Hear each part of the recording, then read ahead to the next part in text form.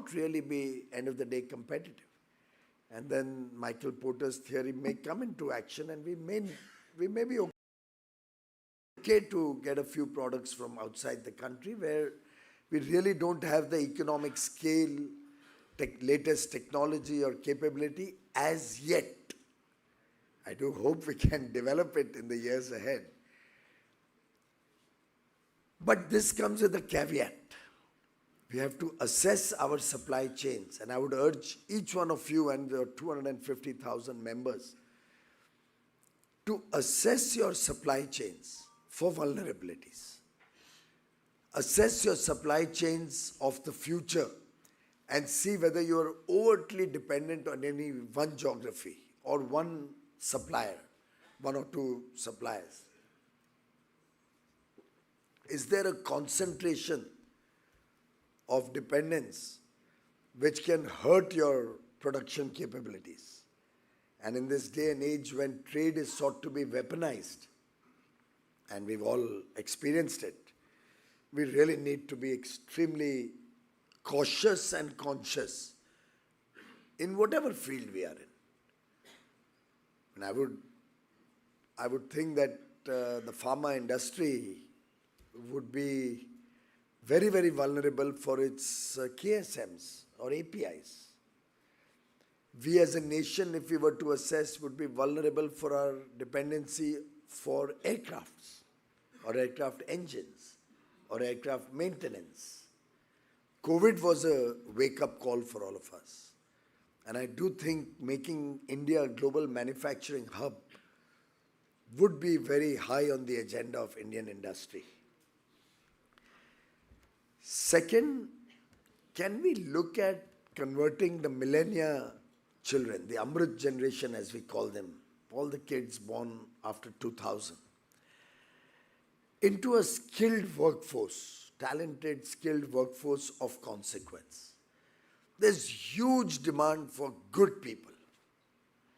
In fact, when people talk about unemployment, and for that matter, there's something that we are not talking today, but if I remember correctly, in my college days, we used to discuss that India is not plagued as much by unemployment as underemployment. And the only solution to address this challenge of underemployment is skilling our workforce. But skilling them in the right direction. Not just making everybody a job seeker or a person looking for a white-collar job. In fact, the Mittelstand model of Germany would be a brilliant proposition to bring to India. Considering that in Germany, a skilled worker trained on the shop floor of a plant gets a higher salary than possibly an engineer from their engineering colleges. Because the skill is very valuable. A trained welder, somebody who's just very, very high performance welder, or a good electrician who doesn't have a chalta hai approach, a good mason who doesn't leave the wall 3 mm unaligned and say, how does 3 mm matter? Little realizing that in this day and age, that precision will help the modular furniture that comes in there to fit in well and not leave a vulnerability towards in the future. Every small aspect, precision thinking comes out of developing the skills of our youth. That mindset change towards becoming more and more qualified, not by degrees, qualified by performance, by training, will help us create that skilled workforce that India really requires, very importantly. The third dimension, if we have to become a developed nation by 2047, would be to create an investment-friendly ecosystem, which is what Prime Minister Modi always talks about, focuses on ease of doing business. How can we remove the bottlenecks? How can we get government out of your life?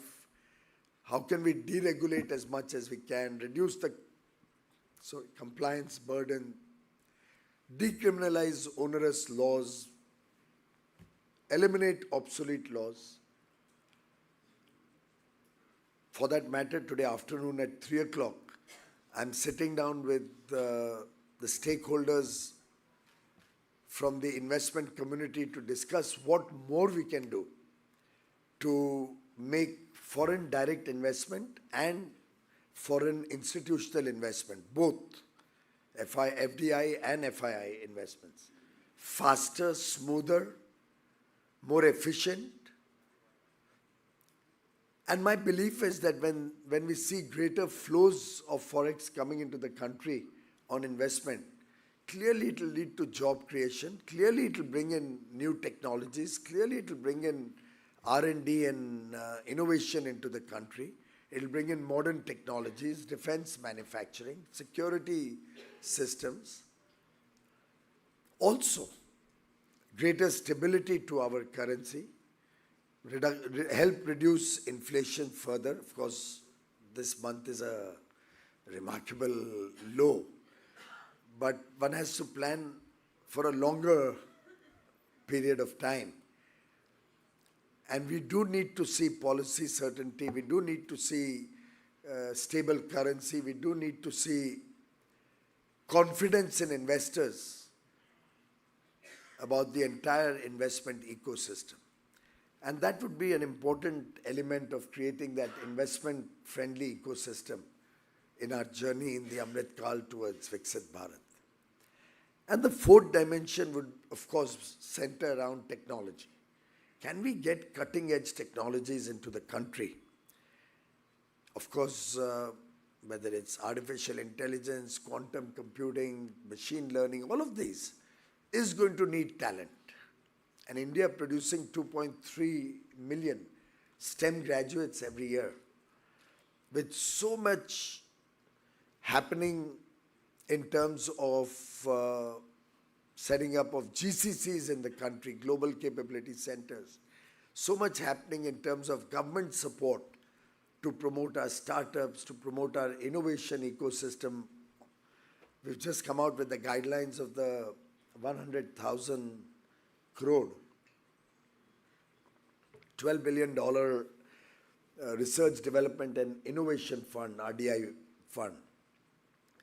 And by the way, I've often said this at the cost of repetition, the $12 billion that the government puts in, supplemented with private sector investment, supplemented with our high talent in the academia, our universities, our engineering colleges, our science colleges, the skill of our people, and the investments that we are encouraging from across the world, sometimes as part of FTA, Switzerland case in point, the EFTA, four-nation EFTA case in point, who've committed $100 billion investment. If you see that $12 billion RDI fund in this context, it can actually seed with a big multiplier impact, a much larger innovation and technology ecosystem in the country. Because ultimately, India's costs on a purchasing power parity are much lower than Europe or America for that matter. So what you can do for $12 billion of government seed money with all the other elements thrown in is comparable probably to $100 or $150 billion of innovation being done in Europe or America. And if you look at it in that context, India can play a leadership role in the coming years on innovation, on technology. The world recognizes it. I'm not so sure how much we have appreciated it. The world is trying to get our talent. The world wants to come here, design in India, innovate in India, and take back the innovation. We need to get into the act. Indian industry needs to focus on this. Without wanting to be at all, without wanting to say anything which you don't like, or please don't misunderstand what I'm trying to say, but we need to get out of our comfort zone. We need to be willing to explore the unknown a little more. And if each one of your 250,000 members thinks about innovation, big or small, in his or her own way, its own way, every organization has capabilities to innovate, to change business processes, technology levels, way of working, way of providing service. There's always scope. We can actually have a revolution around the country on industrial growth and bring innovation at the highest cutting edge level to India. Of course, with these 4 dimensions, there's one overarching theme which we can never lose sight of in today's day and age, and that is national security. We have seen the very unfortunate incident that happened in Kashmir, where a police station, there was a accident and we lost many lives. We had the dastardly terrorist attack at Red Fort in Delhi, which I condemn, as do all of you. It's really a very, very sad attack. I pray for the soul of those who have passed away and hope the families take it, are able to bear this irreparable loss. But it's again a wake-up call for all of us. Because it's probably the last-ditch effort that these terrorists or our neighboring country is doing to try and hurt the Indian economy. India has always shown resilience, whether it was the Mumbai bomb blasts or any other terrorist incident. We got back into action with greater vigor, but also with caution, precaution and care. When we are entering a hotel or entering any place, if the security stops you, I think instead of being rude to him, I'm talking of a very small point, just to tell you how important everybody's role will be. Or to tell him, as we often hear, and my ilk is very sadly all politicians are worse off on that score. Jante nahi ho main kaun hu. But we'll all have to collectively be conscious. Our factories, vulnerable. Precaution. Our technology backbone, our internet systems, our computer systems, our back-end digital technologies, vulnerable. Cyber security is going to become more and more important. As much as we are working towards ensuring safe and secure India, we'll have to be conscious about our technology backbone also. And therefore, this overarching dimension of creating a secure India, a big umbrella of security on the nation, is extremely important. In fact, Mr. Amit Shah, and just to be clear, I'm standing in for Amit Bhai today.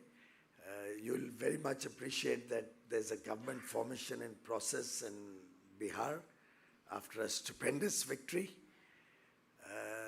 He was unable to come, so I got a little late. My apologies, but I was flying in from Mumbai, and by the time I landed in Delhi, it was already half an hour beyond schedule. But look at the wonderful work that he's done. There are a few incidents, let's say in Kashmir, but you have to juxtapose it to the situation 10 years ago and see the dramatic reduction. Have you heard of a single stone pelting incident in the last 6-7 years? Single, or 10 years? Any stone pelting incident after 5th of August 2019, the golden day when really Kashmir became a part of India, became an integral part of India. Not one incident. And before that, even the police and the armed forces were vulnerable and helpless because their hands were tied and they had to protect the nation. Look at Naxal activities. We all know, and many of us, you come from East India, you have factories in East India. Many of you work across the nation. We had over 150 districts where Naxal activities were very, very strong, where you literally had no development. Those people were living in abject poverty, with hardly any infrastructure, with hardly any future for their children. No education, no health care, no roof over their head. Pathetic conditions. But under the whole area upon area were influenced by Naxalism. Prime Minister Modi decided enough is enough. We've got to get rid of Naxalism. And from over 150 districts, we are down to barely a dozen. And this few will also be finished by 31st March. Another 4.5 months, friends, there will be nobody, no part of India affected by Naxalism. That's the courage of conviction Prime Minister Modi and Home Minister Amit Shah have.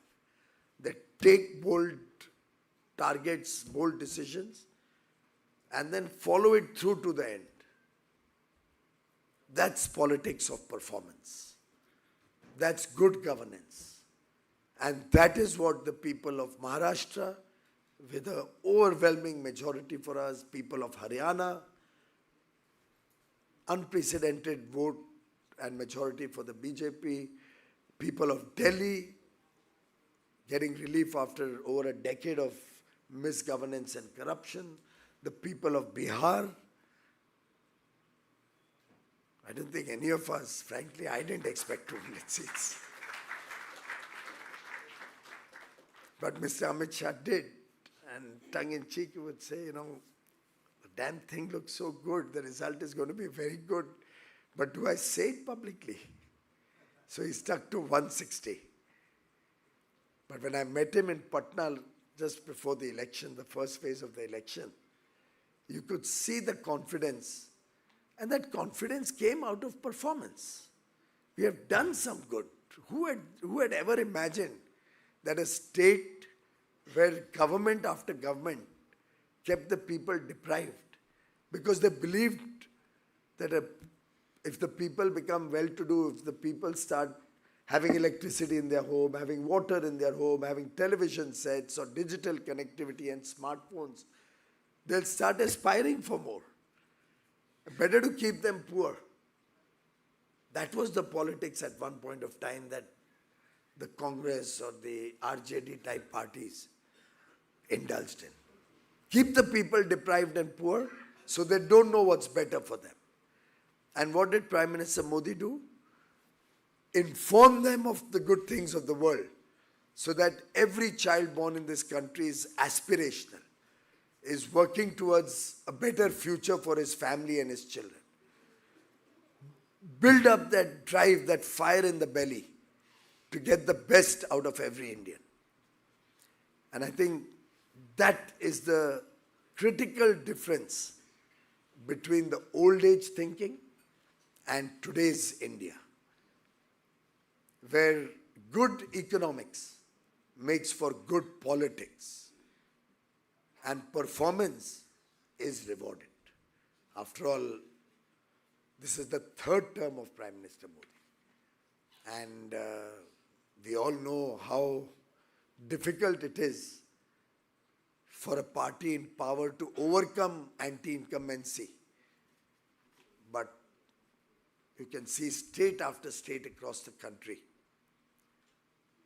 where for years people have expressed their satisfaction and confidence in the leadership of Prime Minister Modi and the way he has led from the front to make India secure, to make India an economic powerhouse.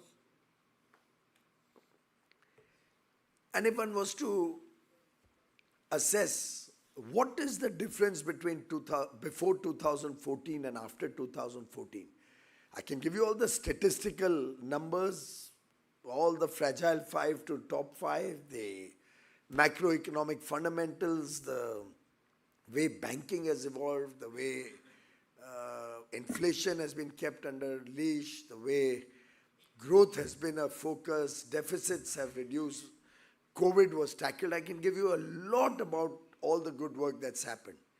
But if I was to summarize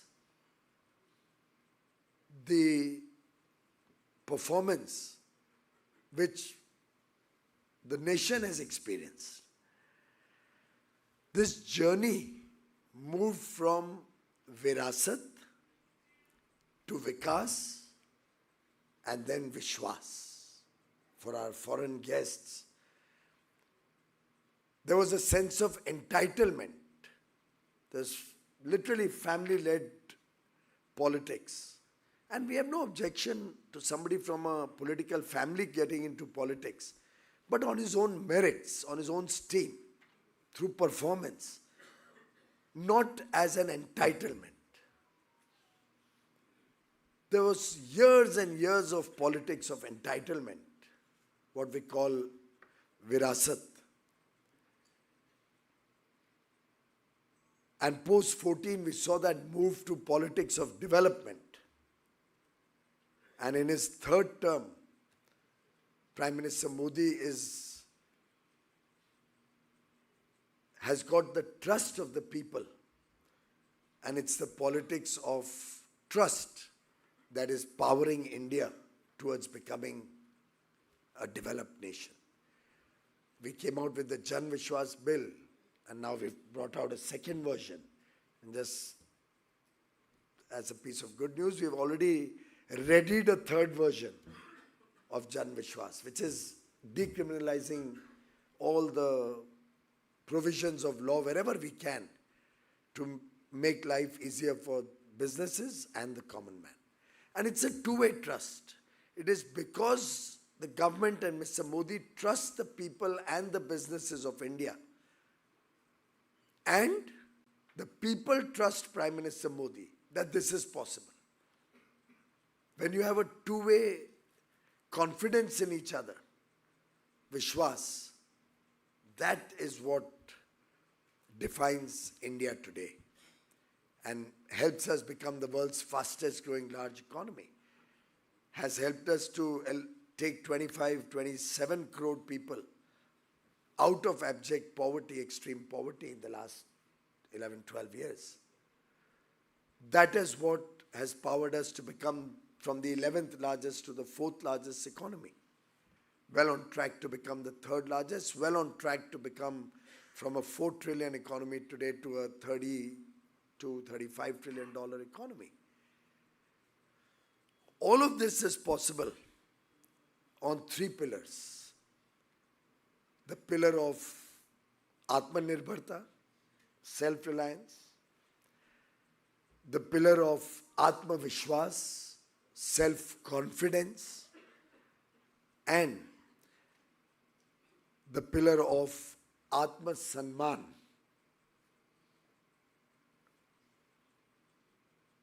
where we have confidence, self-respect. Because today when we deal with the rest of the world, we deal from a position of strength. We deal with confidence. We work with the recognition that we have the power of 1.4 billion Indians behind us. ये 140 करोड़ भारतवासियों की क्षमता है और उनकी ताकत है जो हमारा भी हौसला बुलंद करती है कि हमको भी आगे तेज गति से देश को लेकर जाने के लिए हिम्मत देती है.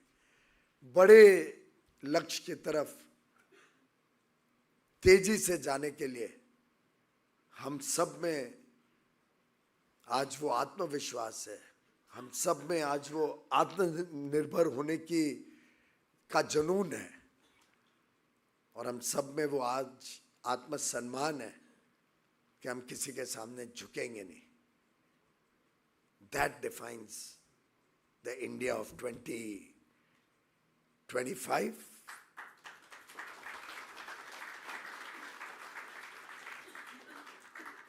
And friends, it's a critical moment in history where the world is going through very volatile times, very uncertain times, full of challenges, full of ambiguities. In this VUCA world,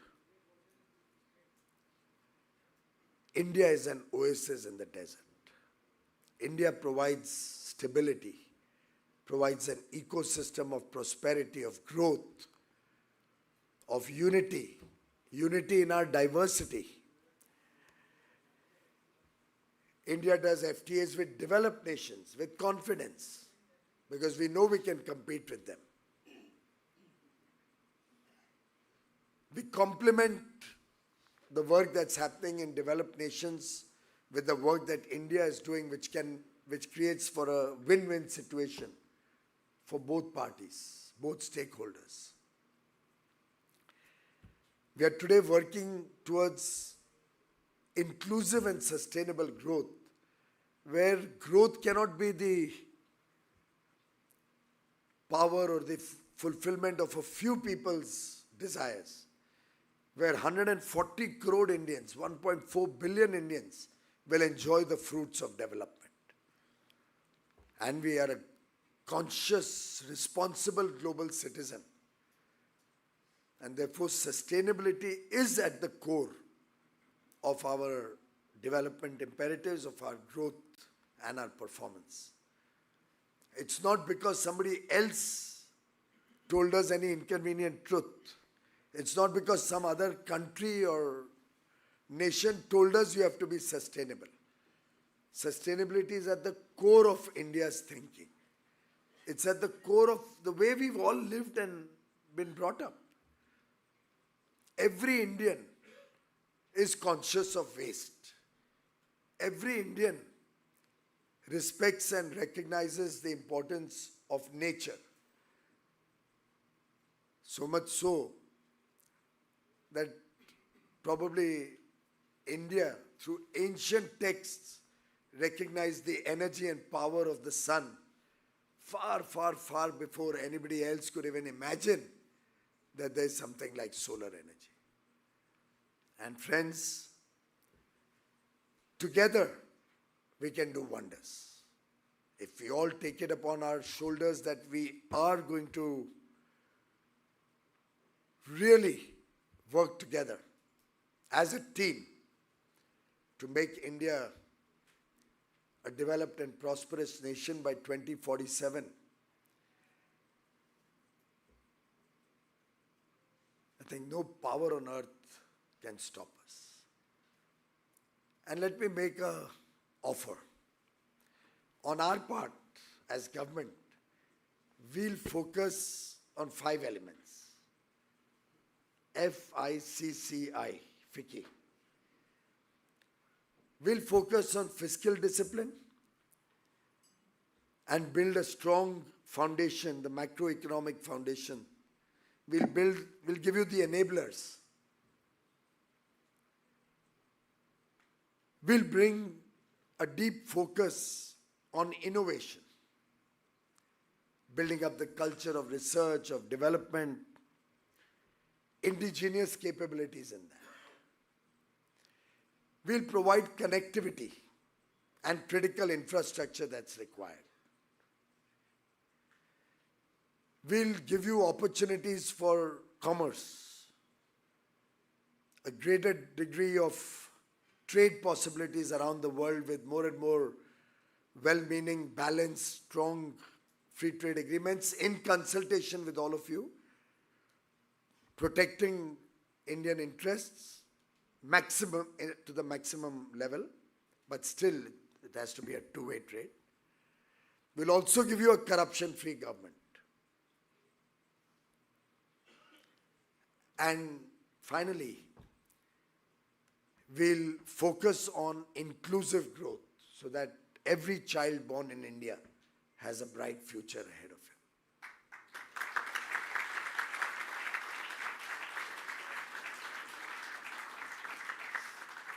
That's our FICCI commitment to FICCI.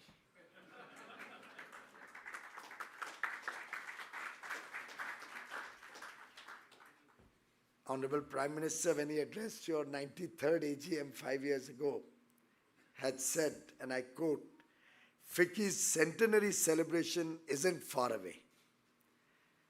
You must increase your role in nation building and make it more comprehensive. Towards that end, I have 5 asks from you. सौदा तो दो तरफा ही होता है ना. First, audit your advocacy outcomes.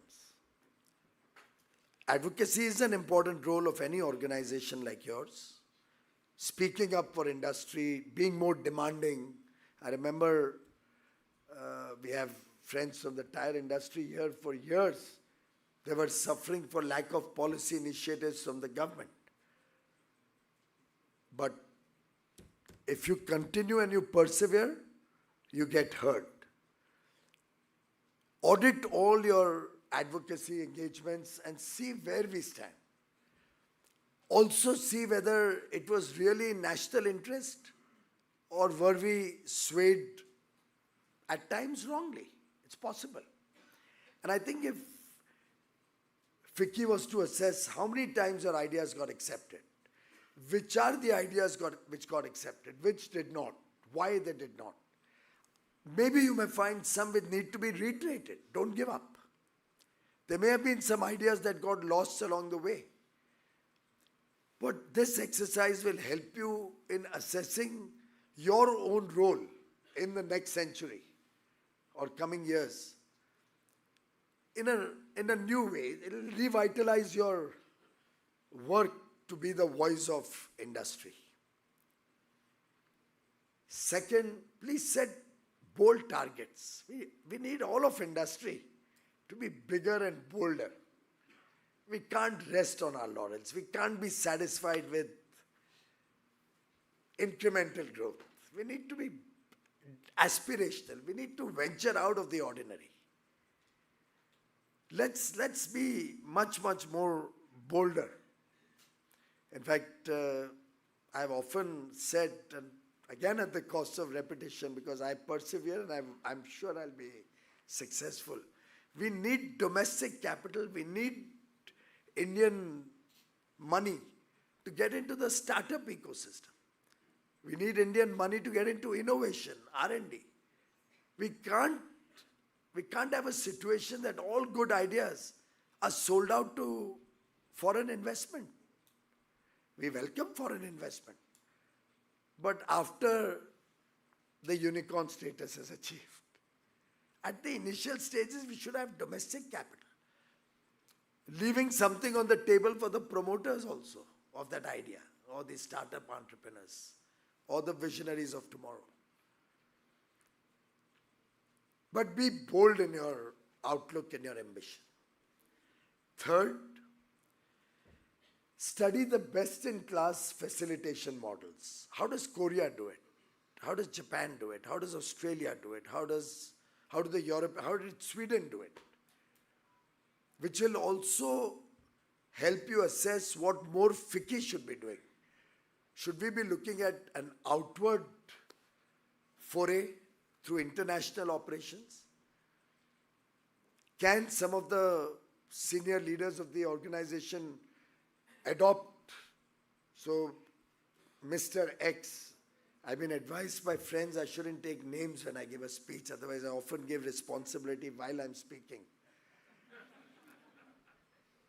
But can Mr. X, who has a plant in Italy, help us seed a FICCI representative office and trade promotion set up there, which will look at commerce, which will look at tourism, which will look at technology, which will look at investment, become a hub for FICCI in Italy because they already have an operation there. The small incremental investment, FICCI will rise over there. Look at facilitation processes around the world and what more FICCI can do. Can we emulate some good practices? No harm in learning.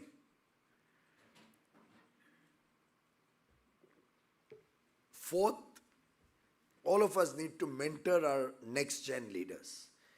While I'm really delighted when I see all these youngsters holding important positions, I still feel disappointed when I see that many of our next generation, no names taken again, is never to be seen in any engagement. Not necessarily FICCI, but any engagement other than weddings and parties. When will we see your next generation start attending FICCI AGMs and meetings? When will we see them getting together and coming up with a position paper with their modern outlook, their international thinking, with their education from the best of universities, engaging with society, engaging with your CSR activities, engaging with advocacy, policies, new generation policies? We need to see much more of that. And that's why we need to mentor these kids. Somebody must have mentored us who are sitting here, right? We need to take that to the next generation. And the same would go in tier 2 and tier 3 cities also. Can't be a Mumbai, Delhi, Kolkata initiative alone. And lastly, can we drive our partner organizations around the country who are aligned with FICCI? You're a federation. Can we drive this to every district in the country? Can every MSME in remote areas also get good messages about quality consciousness, about sustainability, about formalizing their working?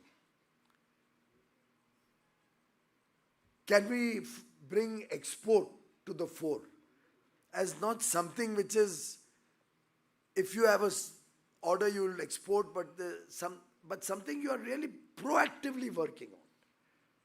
Because we find that a lot of businesses are so much in their comfort zone, happy cocoon of large domestic market, that they don't even bother to look outward. Many times, yesterday I met somebody who says, I keep often getting franchise interests. He's in the food business. But I don't know where to start. What's the first step? Whom do I talk to? Government, on its part, will try its best, but will always have limitations. You can do much more with your span across the country. And if exports, compliances and formalization of the economy, feedback from the ground up, all of this is taken up on mission mode. FICCI and the activities of our apex chambers will not remain restricted to just the big picture or the big business, but will truly become an integral part of India at the core, India across the nation. As they say, comfort is the enemy of greatness. Let's make FICCI the uncomfortable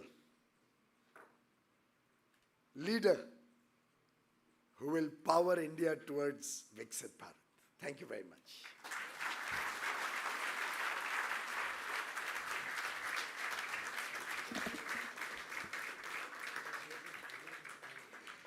Thank you, Honourable Minister, sir, for that very, very inspiring address. Your words energize us to think bigger, act bolder, and also collaborate deeper. And now, ladies and gentlemen, for the closing remarks, I have the privilege in requesting Mr. Anand Goenka, President-elect FICCI.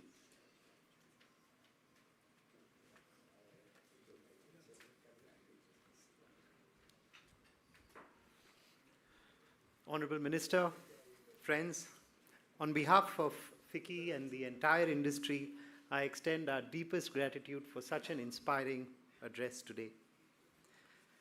Thank you for your warm words about FICCI.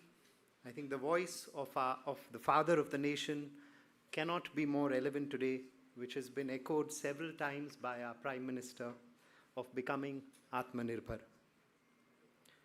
FICCI stands committed to playing its part with the government to advance Atmanirbharta and the Viksit Bharat agenda by scaling manufacturing, by investing in R&D, by creating high-quality jobs for the youth and promoting exports, the 4 areas that you suggested.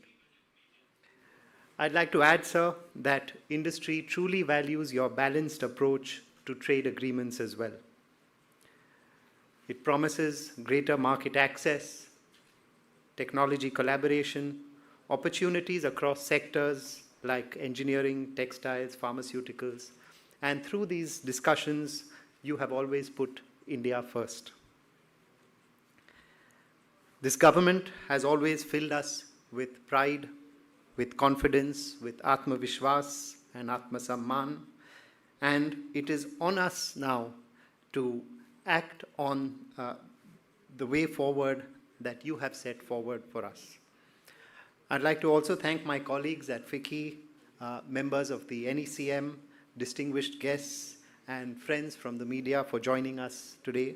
Once again, thank you, sir, for your extremely inspiring address. We are truly grateful for your guidance and will put in our best to take FICCI up to greater heights. Thank you. Thank you very much indeed, sir. I would now request all our esteemed past presidents to kindly come up on the stage for a group photograph with the Honorable Minister, sir. And ladies and gentlemen, we thank everyone for joining us this morning, and we look forward to welcoming you to the final convention to be held on the 28th and 29th of November at Bharat Mandapam.